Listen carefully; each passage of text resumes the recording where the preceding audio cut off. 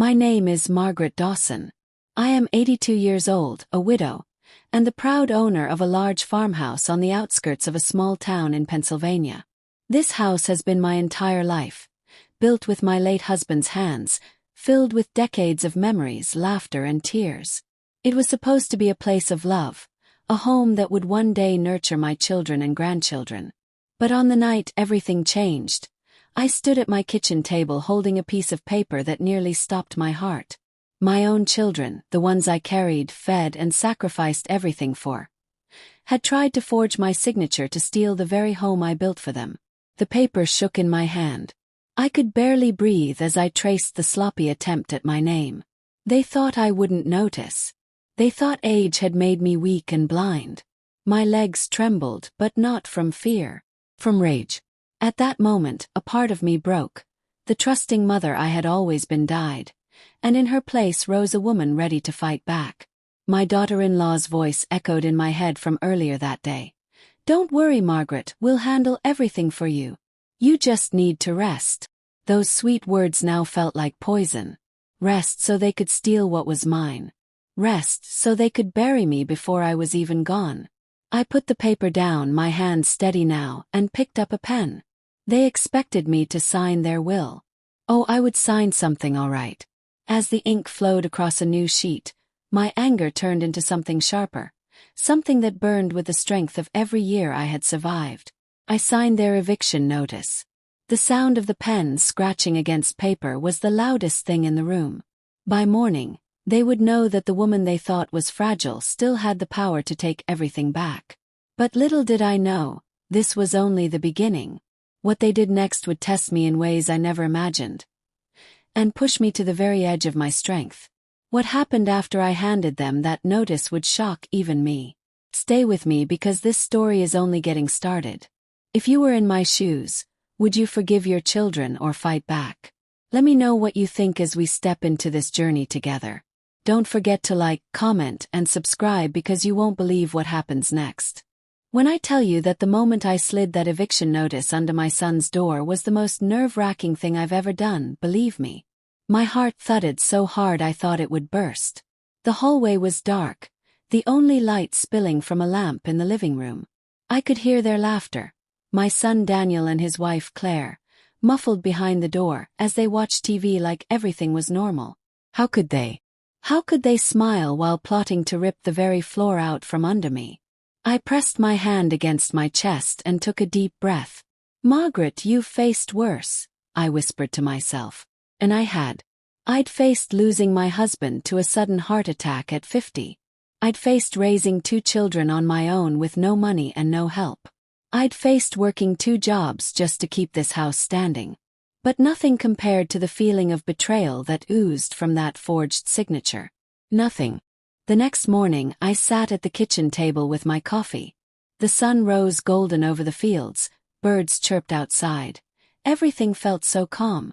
Calm. I waited, my hands folded, the eviction notice now resting on the counter like a silent bomb waiting to explode. At around 9, the bedroom door slammed open. Daniel stormed in, his face red, the paper clenched in his fist. "Mom, what the hell is this?" he yelled. Claire followed, her eyes wide but filled with venom. "Are you out of your mind, Margaret?" she hissed. "You can't just." "I can," I interrupted, my voice steady. And I did. Daniel stared at me like he didn't recognize me anymore. "You're evicting us. Your own family." I looked him straight in the eye. Family doesn't forge signatures to steal from the one who gave them life. His face twisted. "You don't understand, Mom. You're old. You can't take care of this place forever. We were trying to help." I almost laughed. Help. That's what they called it.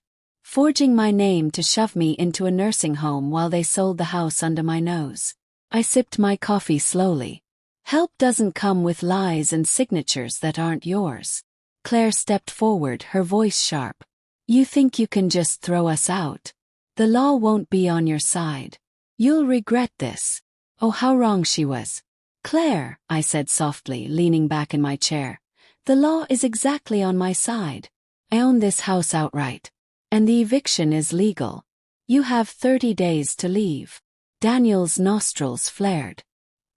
He grabbed Claire's arm and stormed out, but not before throwing the notice back onto the table. It fluttered to the floor like a fallen leaf, but its weight remained heavy in the room. I sat there for a long time, staring at the sunlight catching its edges, thinking about how my life had come to this, turning against my own blood.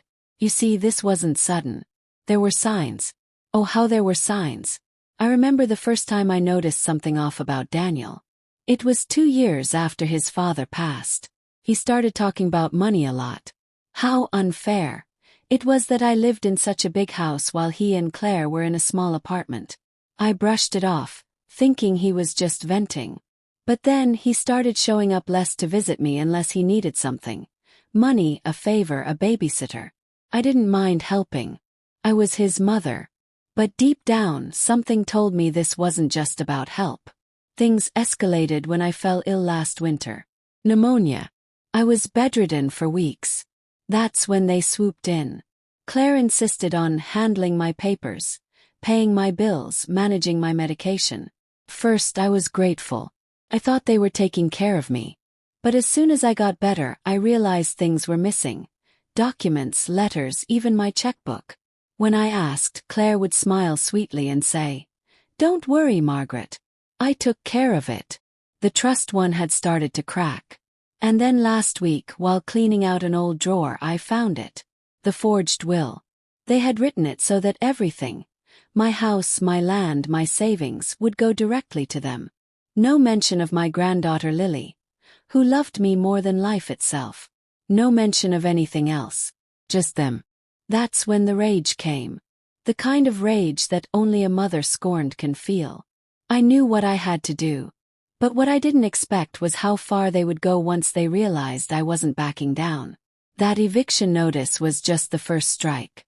They were about to hit back, and they were willing to destroy me to get what they wanted. The first sign came that night. I was sitting in my armchair knitting when I heard the sound of footsteps outside. Slow, deliberate. I stood up and peeked through the curtain. A shadow moved across my porch. My heart raced. I grabbed the baseball bat my late husband kept behind the door and stepped out. The night air was cold, biting. But there was no one there. Just the sound of crickets. Then, the next morning, my mailbox was gone. Just gone. As if someone had ripped it out of the ground. I knew it wasn't kids playing around. It was a warning. Daniel and Claire were not going to leave quietly. The tension grew like a storm brewing. Days passed, and every night I felt eyes on me. I double-locked every door, every window. I kept the eviction process moving, contacting my lawyer, making sure everything was airtight.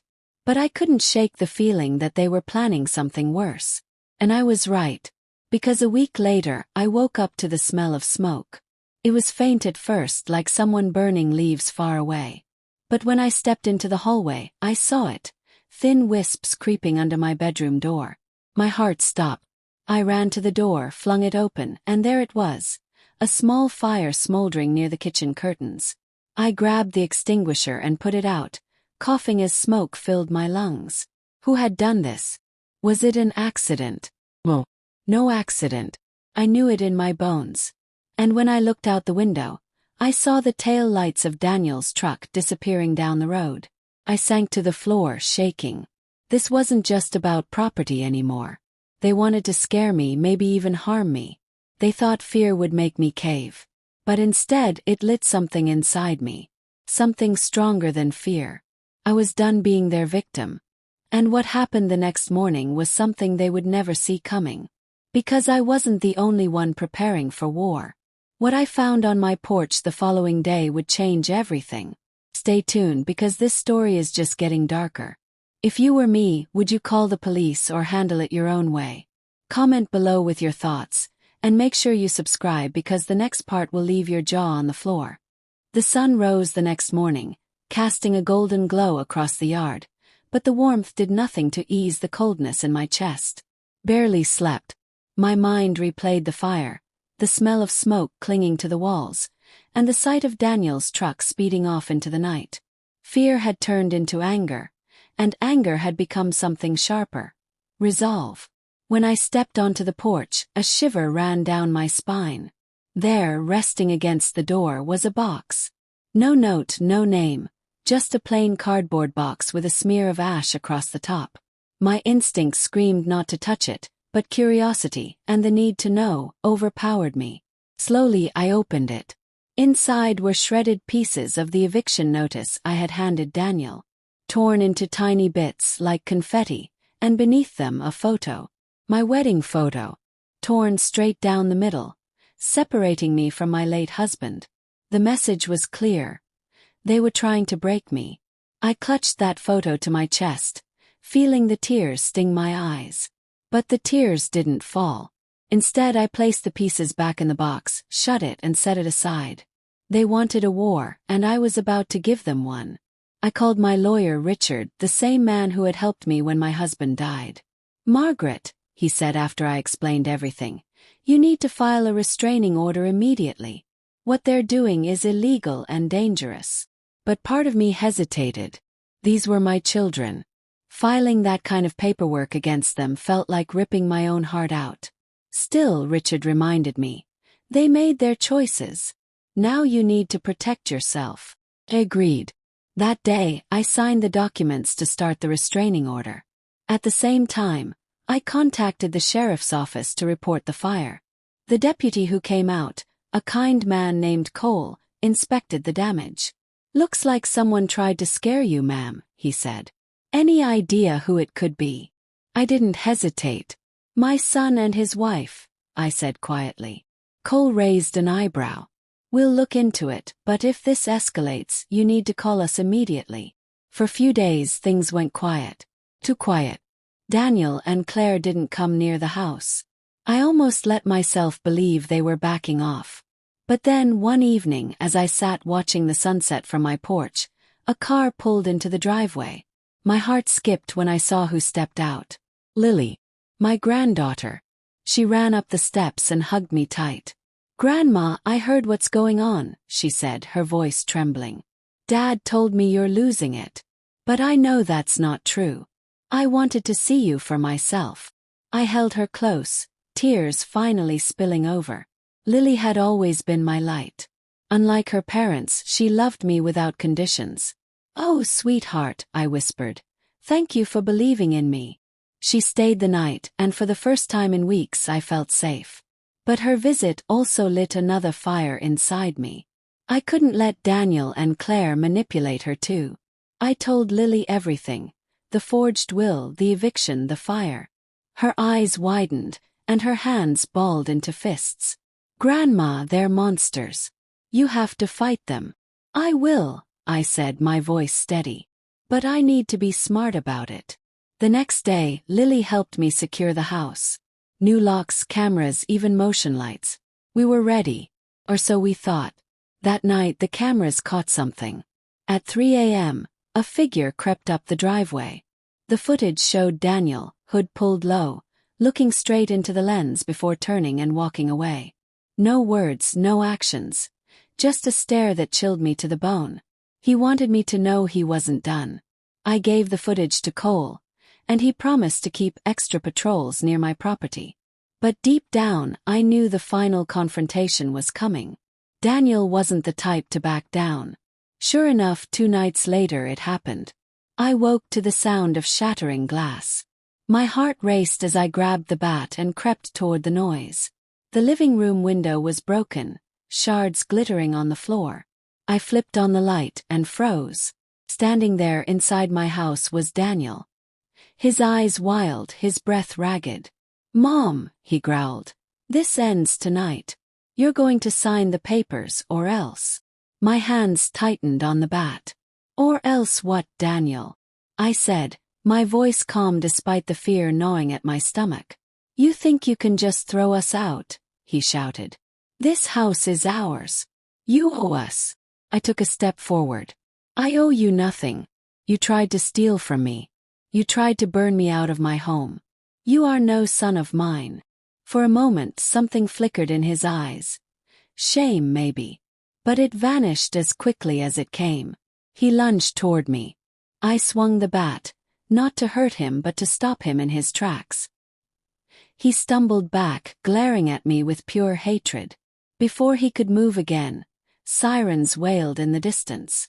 Lily, bless her heart, had called the police the moment she heard the glass break. Daniel bolted out the back door just as the squad car pulled into the driveway. Cole burst in, gun drawn. "Ma'am, are you all right?" I nodded, shaking. "He was here. My son. He broke in." The deputies searched the area, but Daniel was gone. Still, the restraining order was now ironclad, and an arrest warrant followed. Claire, meanwhile, had vanished too. For the next few days, I barely slept. Every creak of the house made me jump. But I refused to leave. This was my home, and I wasn't giving it up. Then, one morning as I walked to the mailbox, yes, I had replaced it, I found a letter. No return address. Just my name in Daniel's handwriting. I opened it with trembling hands. Inside, a single line. "If I can't have the house, neither can you." My knees nearly gave out. I ran inside, locked the doors, and called Cole. "He's planning something," I said, my voice cracking. Cole assured me they were watching for him, but deep down, I knew this was far from over. Because later that night, a loud explosion shook the barn to the ground. Flames lit up the sky as I stood frozen on the porch, watching my barn burn. Daniel had made his move. And now I had no choice but to make mine. What I did the next day would change everything, not just for me but for him too. Stay with me because you won't believe what happens next. Would you still call someone like that your son? Tell me your thoughts below, and don't forget to subscribe, because the next chapter will shock you to your core. The barn burned for hours, its wooden beams collapsing into a roaring inferno that lit up the night sky like a hellish beacon. I stood frozen on the porch, the orange glow reflecting in my tears, my fists clenched at my sides. Memories flooded back. The barn was where my husband and I had danced under the stars after fixing the roof, where Daniel played with toy tractors as a boy, where Lily rode her first horse. Watching it burn felt like losing another piece of my soul. By the time the firefighters arrived, it was too late. The barn was nothing but smoldering ashes. Deputy Cole was there too, his jaw tight as he surveyed the damage. "Margaret," he said, his voice low, "this wasn't an accident. Whoever did this used accelerant. It was deliberate." I didn't need him to tell me. Already knew. "It was Daniel," I whispered, my voice trembling with a mixture of grief and fury. Cole nodded grimly. "We'll find him. But until then you need to stay somewhere safe. Maybe with a friend or—" "No," I cut him off. My voice came out sharper than I intended. "I'm not leaving my home. This is what he wants, to scare me out. I won't give him that satisfaction." Cole studied me for a moment before sighing. "All right, but promise me you'll call if anything happens." After they left, I stood in the cold night, staring at the ashes. The wind carried the smell of smoke into my hair, into my clothes, into my bones. My heart ached, but underneath the ache was something else, steel. If Daniel thought he could break me, he was wrong. He had just made me stronger.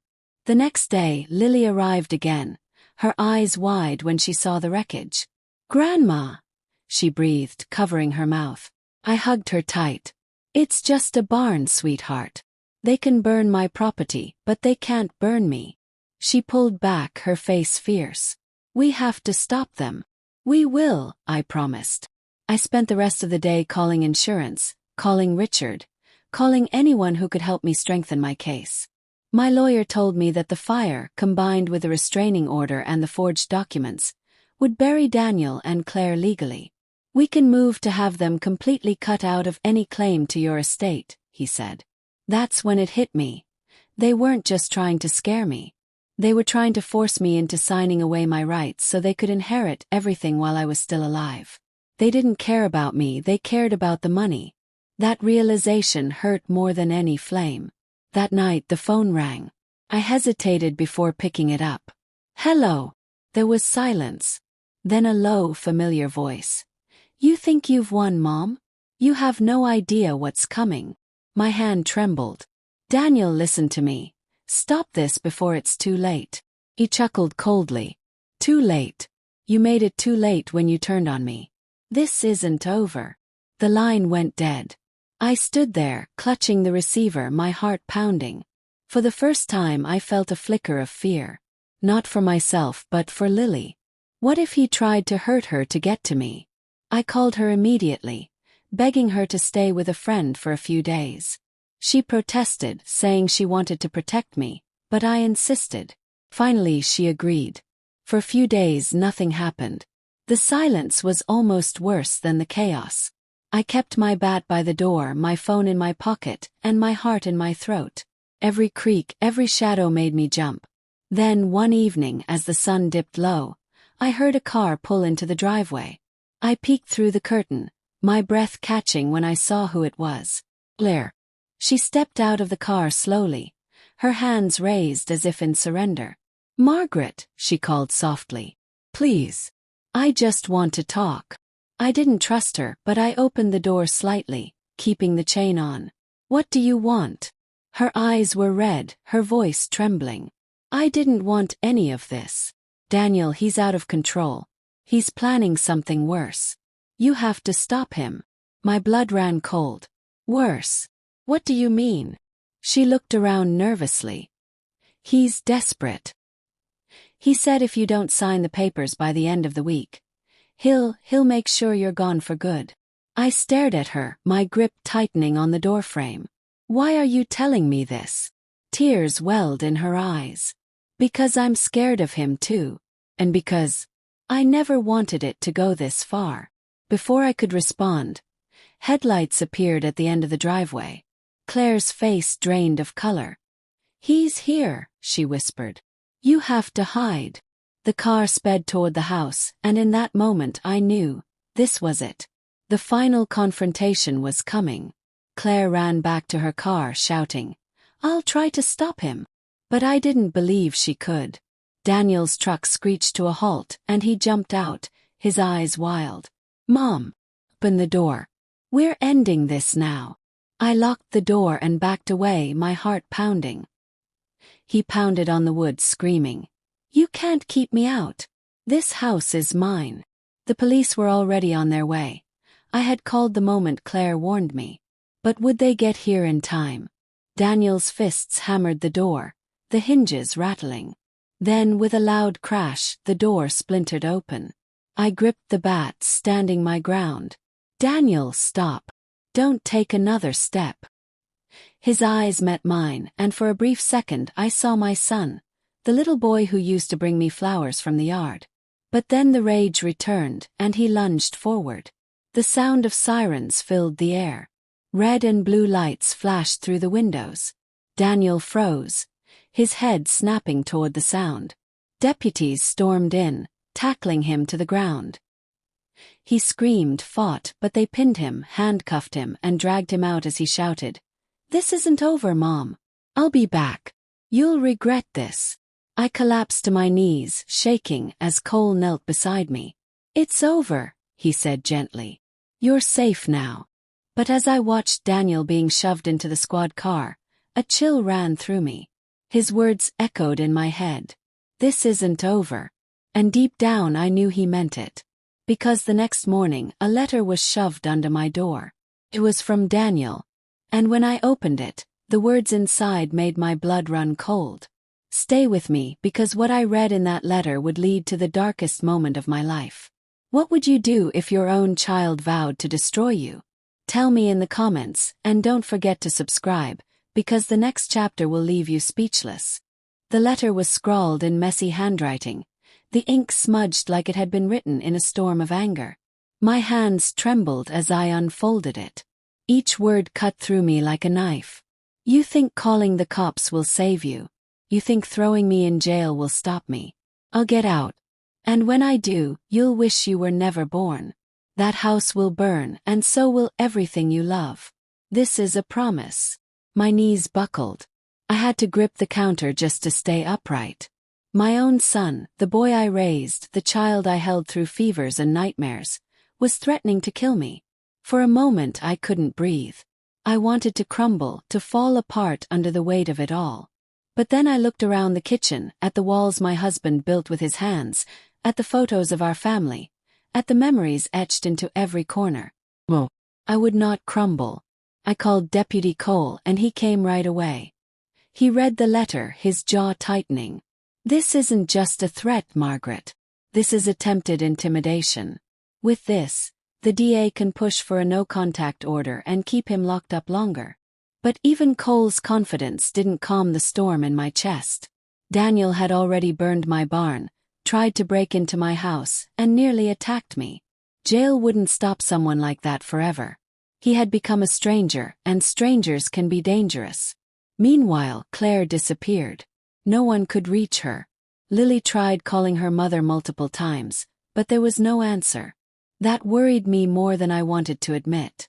Maybe she had run, scared of what Daniel would do to her if she helped me. Or maybe she was helping him. Days passed, and I tried to live normally. I baked bread, tended to the garden, pretended everything was fine. But every sound made me jump, every shadow made me tense. I kept the lights on at night, and Lily stayed with a friend because I couldn't risk her safety. Then, one afternoon, as I was watering the flowers, I noticed something odd. Tire tracks leading into the woods behind my property. They weren't there before. Curiosity, and a deep sense of dread, pushed me to follow them. Slowly, carefully, I walked down the path until I reached an abandoned shed, half hidden by trees. Inside, I found evidence that someone had been living there recently. A mattress, empty food cans, and a pile of clothes. My blood ran cold. Daniel. He wasn't gone. He was hiding close enough to watch me. I ran back to the house, locked every door and called Cole. He sent officers to sweep the area, but Daniel was gone by the time they arrived. He's watching me, I whispered into the phone. That night I couldn't sleep. Every creak of the house made me clutch the bat tighter. Around midnight I heard it, the sound of gravel crunching. Slowly I peeked out the window and there he was. Daniel, standing at the edge of the yard, staring at the house with a blank expression. My breath hitched. I dialed 911, whispering to the operator while keeping my eyes on him. But as soon as the sirens approached, he melted into the shadows. Like a ghost. The deputies searched again but found nothing. Cole stayed with me until dawn. He's playing games, Margaret, he said grimly. But he's slipping up. We'll catch him. The following day, I decided to take matters into my own hands. If Daniel wanted a war, I was going to fight back smartly, not just emotionally. I met with my lawyer Richard and began rewriting my will. I cut Daniel out completely, leaving everything to Lily. And not just that, I placed the house and property into a trust that Daniel could never touch, even if he tried to sue. When Richard handed me the documents to sign, I felt a strange mix of sadness and relief. I signed them with a steady hand. He'll never get what he wants, I said. But as I left the office, I noticed a car parked across the street. Familiar truck. Daniel's truck. He was watching me. I drove home fast, my heart pounding. That night the power went out. Total darkness swallowed the house. I lit candles, every nerve on edge. Then I heard a faint scratching sound at the back door. My breath caught as I crept toward it, bat in hand. The scratching stopped. Silence. Then a voice, low and mocking, floated through the door. You can sign all the papers you want, Mom. But you can't hide from me. I swung the door open, bat raised. But no one was there. Just the empty yard, bathed in moonlight. My hands shook so badly I almost dropped the bat. By morning I had made my decision. I was no longer waiting for Daniel to make his move. I was going to end this. I called Richard again and arranged for a court hearing to expedite the eviction process and secure a permanent restraining order. But before the court date, I needed to protect myself physically. I hired a security company to install alarms, cameras, and even reinforced doors. The house was turning into a fortress. And yet, deep down I knew it wouldn't be enough. Daniel was desperate, and desperate men are dangerous. The night before the court date, I received one last message. It wasn't a letter this time. It was a video sent to my phone. I opened it and my blood ran cold. The video showed Lily tied to a chair, tears streaming down her face. Daniel's voice came from behind the camera. "Sign the papers, Mom, or she doesn't make it home." My world shattered. I dropped the phone, my hands trembling. He had crossed the line. He had taken Lily. I screamed into the empty house, the sound echoing off the walls. I had never felt so helpless, so enraged. But as the rage boiled over, something inside me clicked. He thought he had me cornered. He thought fear would control me. But he was wrong. I called Cole immediately, voice shaking. "He has Lily. He sent me a video. You have to find him." The deputies mobilized fast, but I knew finding Daniel wouldn't be easy. He was cunning like a predator, and he had the one thing I loved most. I wasn't going to wait around. I was going to get Lily back myself. And what I did next would shock even the police. Stay with me, because the next chapter is where I stop being the victim and become something Daniel never saw coming.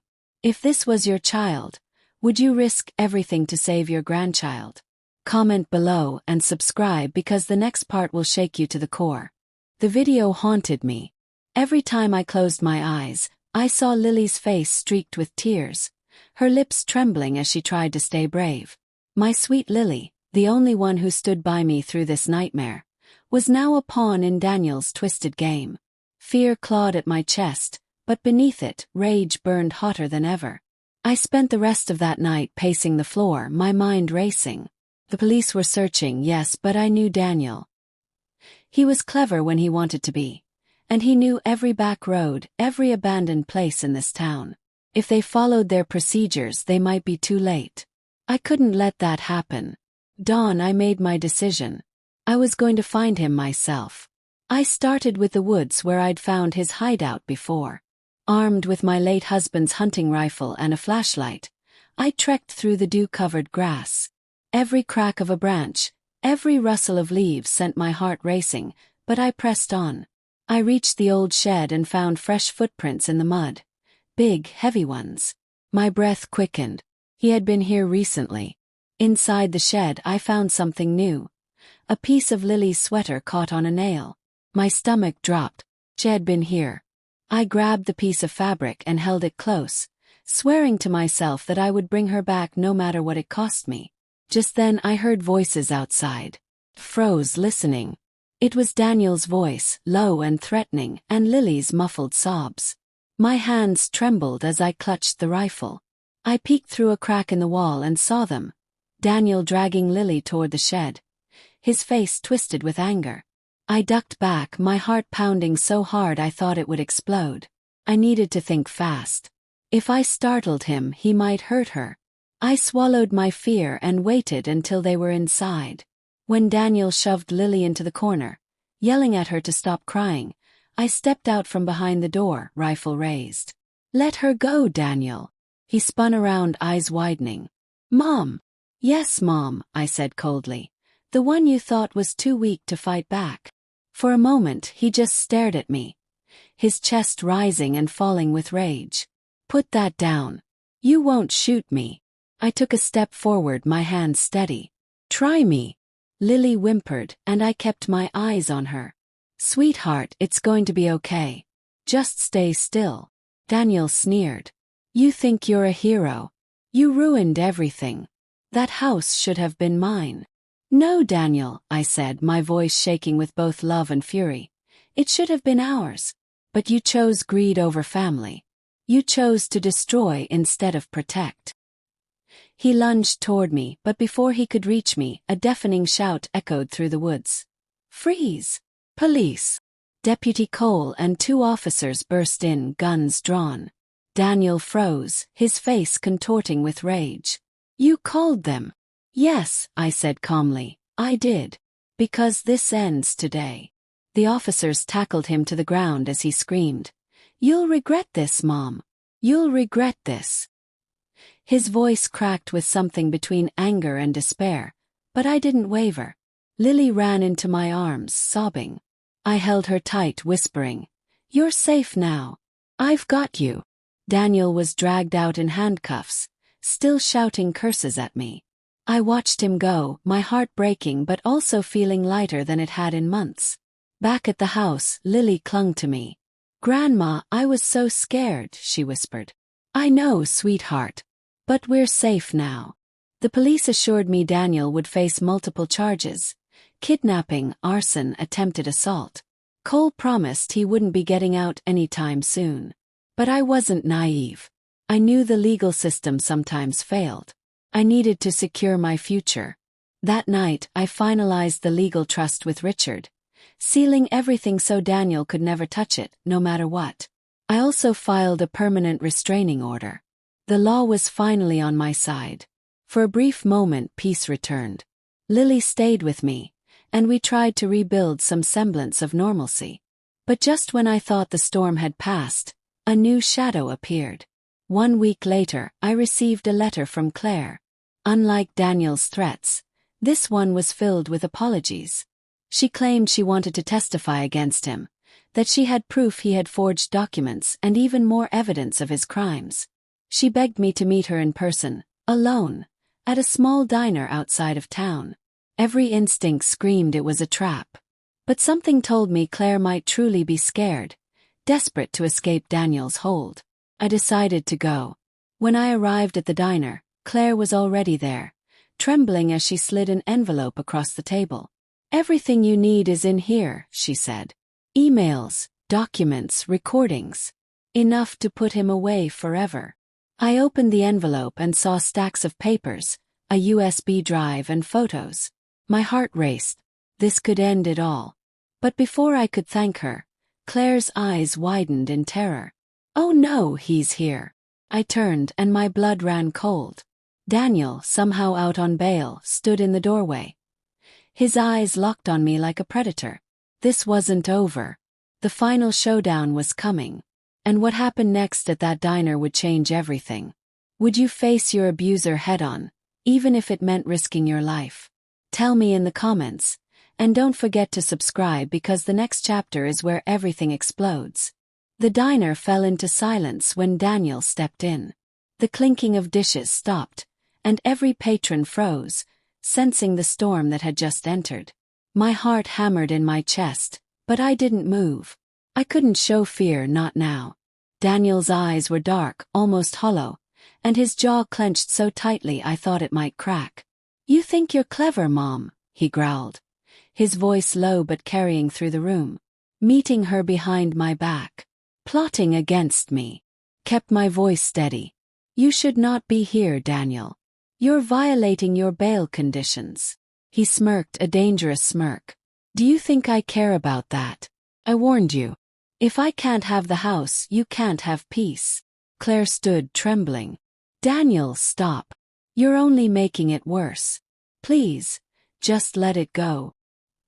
He turned on her like a wolf snapping at a weaker prey. "Shut up, Claire. You're the reason we're in this mess." Running to her like a rat, I stood slowly, gripping the envelope Claire had given me. "Daniel, listen to me. This is your last chance. Walk away, get help, and maybe, just maybe, you'll have something left when this is over." His laugh was cold, empty. "Help? From who? You. You've already taken everything from me." Suddenly, he lunged forward, knocking over chairs, reaching for me. Before I could react, Claire threw herself between us. "Stop it," she screamed. He shoved her aside, and she hit the floor hard. The entire diner erupted into chaos, people shouting, someone calling the police. I backed up, clutching the rifle I had hidden under my coat just in case. Yes, I came prepared. My hands shook, but I kept it pointed at the ground, not wanting to pull the trigger unless I had to. Daniel froze when he saw it. "You wouldn't," he hissed. "I would," I said, my voice low but firm. "Don't make me prove it." For a tense moment we just stared at each other. Then the sound of sirens cut through the air. Daniel's head snapped toward the window, his face twisting in rage. "You called them again." "No," I said calmly. "The world called them. Everyone here saw what you are." The door burst open, and Deputy Cole rushed in with 2 officers, guns drawn. "Daniel Dawson. Step back now." Daniel looked at me one last time, and for a fleeting second, I saw the little boy he once was. The boy who used to bring me flowers from the yard and ask me to read him bedtime stories. But that boy was long gone. With a roar, he tried to run, but the officers tackled him to the floor. He fought like a wild animal, screaming, "You'll regret this, Mom. You'll regret it." They dragged him out in cuffs as the patrons clapped in relief. Claire sobbed quietly, and I knelt beside her. "Are you all right?" She nodded weakly. "Thank you for saving me." I squeezed her hand. "We need to finish this. Once and for all." Later that night, with Daniel locked up again, I handed over the envelope of evidence to Cole and Richard. The documents, recordings, and emails were damning. They proved Daniel's involvement in forgery, arson, and even plans to hurt me and Lily. Claire's testimony sealed the case. The DA promised to push for the maximum sentence. "He won't be coming back from this," Richard assured me. But I wasn't celebrating. Not yet. Daniel had surprised me too many times. Until the gavel came down in court, I couldn't breathe easy. The court date was set for the following week. I spent the days leading up to it reinforcing the house, keeping Lily close and praying. Nights were harder, every sound still made me jump. But I stayed strong because I had to. When the day came, I walked into that courtroom with my head high. Daniel sat there in chains, glaring at me with eyes that burned with hatred. Claire testified first, her voice shaking but steady enough to reveal every detail of his crimes. Then it was my turn. I stood, my hands gripping the railing. "Your Honor," I said, "I am here not because I want to see my son punished, but because I want to see justice. He tried to take my life, my home, and my family. He betrayed everything I gave him.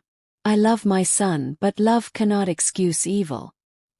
He must face the consequences of what he's done." The room was silent. Daniel's glare never wavered, but I could see his hands trembling. The trial lasted hours, but the evidence was overwhelming. When the judge finally spoke, my breath caught. "Daniel Dawson, you are sentenced to 25 years without parole." Gasps filled the courtroom. Daniel erupted, screaming as guards dragged him out. "This isn't over, Mom. I'll come back. You'll see." But this time I didn't flinch. After the trial, Claire approached me. "I'm leaving town," she said quietly. "I need to start over. Thank you for not giving up." I wished her luck, but my focus was on Lily. We walked out of that courthouse together, hand in hand, the sun warming our faces. For the first time in months I felt hope. Yet as we reached the car, I noticed something on the windshield. Another letter in Daniel's handwriting, smuggled out from prison. My hand shook as I opened it. Inside, just one sentence. "You may have won this round, but I have friends on the outside." My blood ran cold. The war wasn't over. It was only changing shape. And what happened next, just days after that trial, would push me into a battle I never expected to fight. Would you ever forgive a child who tried to destroy you? Tell me in the comments and subscribe, because the next chapter will show you just how far a mother can go when she has nothing left to lose. For a brief moment after the trial, I allowed myself to believe that peace was returning to my life. Daniel was behind bars. Lily was safe and staying with me. The house, though scarred by the fires, the break-ins, and the fear, still stood as strong as my resolve. I thought the worst was over. But the letter Daniel smuggled out haunted me. "You may have won this round, but I have friends on the outside." Every word was a threat that clung to my thoughts like smoke after a fire. I couldn't shake the feeling that someone was watching us. The first sign came 2 nights later. I had just tucked Lily into bed when the motion sensor lights outside flicked on. My heart jumped. I grabbed the baseball bat and crept to the window. Under the harsh glow of the floodlights, I saw a man standing near the edge of the yard. Tall, hooded, unmoving. "Who's out there?" I shouted, my voice trembling but loud. The man didn't respond. He just stood there for a moment, then slowly turned and disappeared into the trees. I called Deputy Cole immediately, but by the time he arrived, the man was gone. Cole frowned as he looked at the tracks in the dirt. This wasn't random, Margaret. Whoever that was, they were watching you. That night I barely slept. Every creak of the house felt like footsteps. Every gust of wind felt like a whisper. Lily clung to me, sensing my fear. I promised her everything would be fine, but deep down I wasn't sure. The next day I doubled the security. Added more cameras, reinforced the doors, even got a large guard dog named Duke from a shelter. He was sweet with us but fierce with strangers. For the first time I felt a bit safer. But safety was an illusion. 2 days later, I received a call from the prison. "Mrs. Dawson," the officer said, "there was an incident. Your son was attacked. He's alive but injured." My knees went weak. Despite everything, he was still my son. Is he going to make it? Yes. "He'll recover," the officer said, "but he claims the attack was a message to you. He says someone inside warned him that his friends outside are moving fast." I hung up, my heart pounding. Daniel might have been a monster, but now he was a caged monster with other monsters working on his behalf. That evening, Lily and I stayed in the living room, watching TV to distract ourselves. Duke lay by the door, ears perked. Suddenly he jumped up, growling low. Froze. The cameras showed a shadow moving across the porch. Then came the sound of scratching, like someone trying to pry the lock. Before I could call the police, Duke lunged at the door, barking so ferociously that the intruder fled. I caught a glimpse on the camera. Another hooded man, sprinting into the night. Cole arrived minutes later. He checked the footage and cursed under his breath. "Margaret, they're not just watching you. They're testing your defenses." I felt my stomach twist. What do they want? He looked me dead in the eyes. To finish what Daniel started. The next morning, I decided I couldn't just sit and wait for the next attack. I went to the courthouse to finalize everything. My house was now under legal protection no one could contest, and my will was ironclad. I even filed for emergency police patrols around the property. But as I left the courthouse, I saw a black SUV idling across the street. Its windows were tinted, but I felt eyes on me. When I got into my car, the SUV followed. I drove through back roads, taking turns at random, and still it followed. My palms were sweaty on the steering wheel. Finally, I sped into the sheriff's parking lot. The SUV paused at the entrance, then drove away. That night I sat Lily down. "Sweetheart, listen to me carefully," I said. "If anything happens, you run to the neighbors and call Cole. Do you understand?" Tears welled in her eyes, but she nodded. "Grandma, I'm scared." I hugged her tight. "So am I. But we're Dawsons. We don't break." At around midnight, the alarms blared. The cameras showed 3 masked men trying to force their way in. My heart leapt to my throat. Duke barked furiously, hurling himself at the door. I grabbed the rifle, called 911, and shouted through the door. "The police are on their way. Leave now." One of the men threw a brick through the window, shattering glass everywhere. I aimed the rifle and fired a warning shot into the ground. The blast echoed through the night, and the intruders scattered like rats. Within minutes, sirens filled the air, but the men were gone. Cole arrived, his face grim. "This isn't just harassment anymore. They're escalating.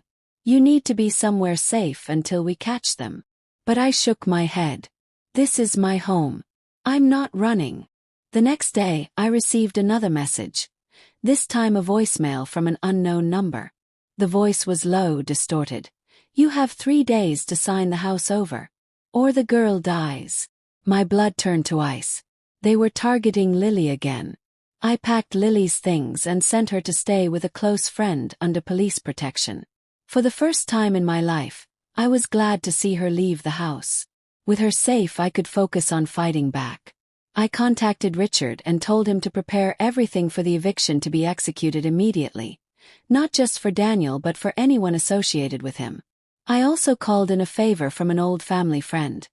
Tom, a retired military man who owed me a debt. He agreed to stay with me as an extra layer of protection.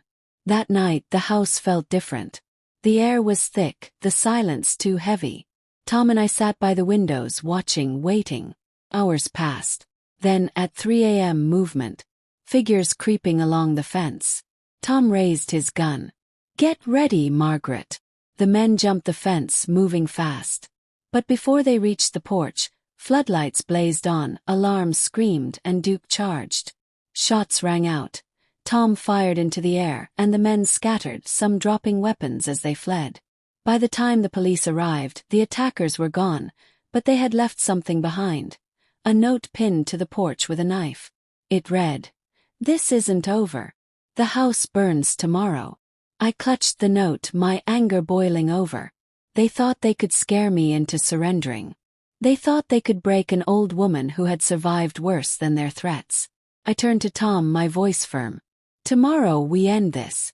No more running. No more fear." Because the next day, I set a trap they would never forget. And when they came, everything changed. Stay with me, because the next chapter is where I take back my power in a way no one, especially Daniel, ever saw coming. Would you fight fire with fire if it meant protecting everything you love? Comment below and subscribe, because next chapter will leave you breathless. The sun rose on the day I knew would decide everything. The night's threats echoed in my mind. The house burns tomorrow. Well, tomorrow was here and I was ready. No fear, no hesitation. Just cold determination. I spent the morning fortifying the property with Tom. We set up motion sensors, reinforced the doors, and strategically placed cameras where no one could disable them. Cole promised to have officers patrolling nearby, but I didn't trust chance. This was my home and I would defend it. I also called Richard. "The eviction is ready," he confirmed. "The sheriff's department will serve it tomorrow morning, officially removing any claim Daniel or his associates think they have." Perfect. Tomorrow, legally, everything would be sealed. Tonight I just had to survive. As the day dragged on, a storm rolled in, dark clouds swallowing the sky. Thunder rumbled like a warning. Lily called me from her safe location, her voice trembling. "Grandma, promise me you'll be okay." I swallowed hard. "I promise, sweetheart. I'm stronger than they think." Tom stood watch with his rifle while I checked the house one more time. Every door locked, every window secured. Duke at my side, growling low as if he sensed what was coming. By nightfall, the storm hit full force. Rain lashed against the windows, lightning split the sky, and the wind howled. It felt like the world itself was holding its breath. At around midnight, the alarms tripped. The cameras caught them. 3 figures in black creeping through the rain, carrying what looked like gas cans. My heart thudded. They were really going to do it. Tom signaled for me to stay low. "Let them come close," he whispered. "They won't expect what's waiting." We'd set up traps around the yard. Tripwires, floodlights, and even noisemakers that would give away their positions. As they approached, one tripped a wire, and suddenly the entire yard lit up like daylight. The men froze, startled, and Tom fired a warning shot into the air. "Get off this property," he roared. Instead of running, one of them hurled a Molotov cocktail toward the porch. The glass shattered, flames licking the wood. My heart leapt, but I grabbed the fire extinguisher and put it out before it spread. Tom shouted, "They're not backing down." The men charged. Duke lunged, biting one intruder's arm, sending him screaming to the ground. Tom fired another shot, grazing the second man's leg. The third tried to run, but I grabbed the bat and swung with every ounce of strength I had, knocking him down. The sound of sirens cut through the storm. Cole's squad cars screeched up the driveway, lights flashing. The attackers tried to flee, but the officers tackled them one by one. Handcuffs clicked, and the men were dragged through the mud, shouting curses. Cole came running to me, his face pale. "Margaret, are you all right?" I nodded, my chest heaving. "I'm fine. But where's Daniel?" "He sent them." "I know it." Cole's jaw tightened. "He wasn't with them, but don't worry. We'll make sure these men talk." The intruders were hauled away, but before the last one was shoved into the patrol car, he spat on the ground and sneered. "You think this ends with us? He's coming. And when he does, you'll wish we had finished the job." Their words chilled me, but my fear had burned away, replaced by something stronger. I stood there, soaked from the rain, staring at the flashing lights. "Tell him I'll be waiting," I said coldly. Inside, Tom patched the window while I sat with Duke curled at my feet. The adrenaline slowly faded, replaced by a deep ache in my bones. I was exhausted, but I couldn't sleep. I knew Daniel would make his move soon. And he did. At dawn, just as the rain stopped, a car screeched into the driveway. Daniel stepped out, his face twisted with rage. He had escaped. My stomach dropped, but I stood my ground on the porch. "You," he shouted, pointing at me. "You think you can take everything from me? This was never yours to take," I said, my voice steady despite my pounding heart. He pulled a gun. For a second, time froze. Tom stepped out behind me, rifle raised, shouting, "Drop it, Daniel." But Daniel didn't drop it. He aimed at me, his hands trembling. "Sign the house over now, or I swear." Before he could finish, Cole's squad cars came roaring back, officers jumping out with weapons drawn. "Drop it," they yelled. Daniel hesitated, his eyes darting between me, the officers, and Tom. Then, with a scream of pure frustration, he fired. Not at me but into the air before dropping the gun. Officers swarmed him, wrestling him to the ground as he thrashed and screamed, "You'll pay for this, Mom. You'll pay." I stood frozen, tears streaming down my face. The boy I once knew was gone forever. The man being dragged away was a stranger. Cole put a hand on my shoulder. "It's over, Margaret. For real this time." But deep down I wasn't sure. The next morning, the sheriff's office served the final eviction. Daniel was officially stripped of any claim to my property. Legally, physically, emotionally, he was out of my life. I thought that would bring me peace. But later that night, as I sat with Lily back home, the phone rang.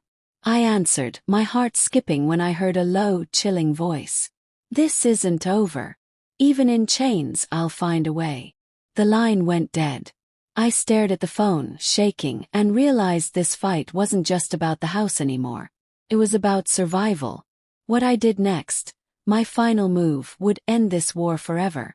Stay with me, because next chapter is where I take back not just my home but my life. And trust me, you don't want to miss it. Would you have the strength to stand against your own blood to protect what's yours? Comment below and subscribe, because the final chapter will leave you speechless. The morning after Daniel's last threat, the air felt heavier than ever. The sun was bright, yet everything seemed cloaked in a strange, eerie stillness. I sat on the porch, staring at the fields, my mind replaying every moment of the nightmare we had lived through. Lily sat beside me, holding my hand, her little fingers clutching mine as if afraid I would disappear. "Grandma, is it really over?" she asked softly, her voice trembling. I looked at her innocent eyes that had seen far too much. "Not yet, sweetheart," I said, my voice firm. "But it will be. Soon." That afternoon, I drove to the courthouse to finalize the last piece of paperwork that would secure everything beyond doubt. Richard greeted me with a proud smile as he handed over the documents. "Margaret, with this, your home and assets are fully protected. Not even a judge could reverse this without your consent." I signed every page with a steady hand, each stroke of the pen feeling like a nail sealing Daniel's powerlessness.